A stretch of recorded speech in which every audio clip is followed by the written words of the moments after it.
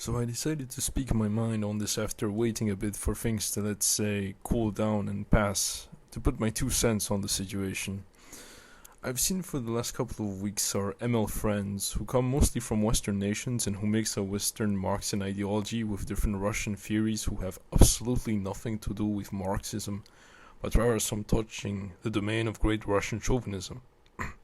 For the lucky listener who might be a subscriber of mine or just some random person who doesn't know anything about me, but who stumbles upon this video, it's not a secret that I am a socialist/communist myself.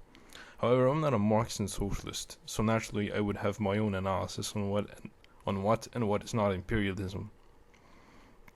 The so-called Marxist-Leninist anti-imperialist, while preaching an alternative idea from the current status quo, which is capitalism in all of its forms, while they will have a somewhat correct analysis on NATO and the current Western powers, when it comes to the Eastern powers, its complete apologia with almost zero knowledge of relations between said power and its direct neighboring nations, or the neighboring nation in question, while nitpicking whatever information about the Eastern power in order to suit their own personal narratives as ideologues and members of an abstract movement.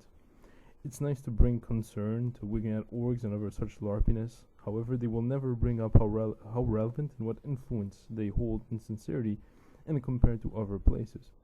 Nor will they criticize the adventurers on their side and will use similar tactics to the Western hegemons that they love to criticize against a country that they see as a rogue. As followers and promoters of what they see as an alternative system to challenge the current capitalist status quo, there are some contradictions to be found in our anti-imperialist friends' logic. Number 1. The idea that they do not want any form of geopolitical alternative. And what do I mean by this, you might ask? The answer is the idea of internal building without being swayed by foreign influence, may it be Eastern or Western influence. Number 2. The ML will stay in a dualistic logic, right versus left, east versus west, unite versus multipolarity, and so on, without actually thinking outside of the box, reflecting on how can we escape from the status quo duality and go one's own path.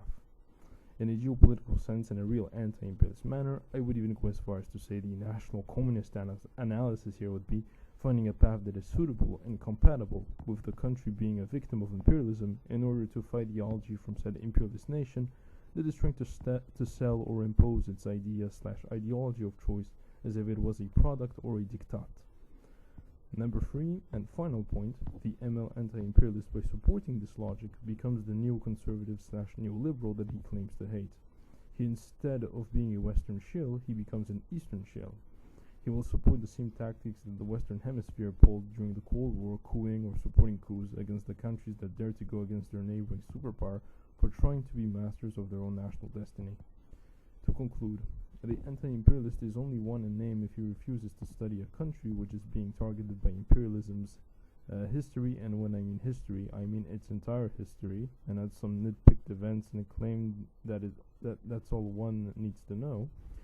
The historical relations between said country and the imperialist power at play, study the various political movements that are manifesting themselves inside the nation which is being attacked from an objective position and not through subjective morality. One can be a subjective objectivist, but you cannot allow yourself to be emotionally tied to political manifestations. You must take a step back and reflect on their existence and the factors that made these groups manifest in the first place. If you haven't done this, then you have no leg to stand on and cannot be called a quote-unquote principled anti-imperialist.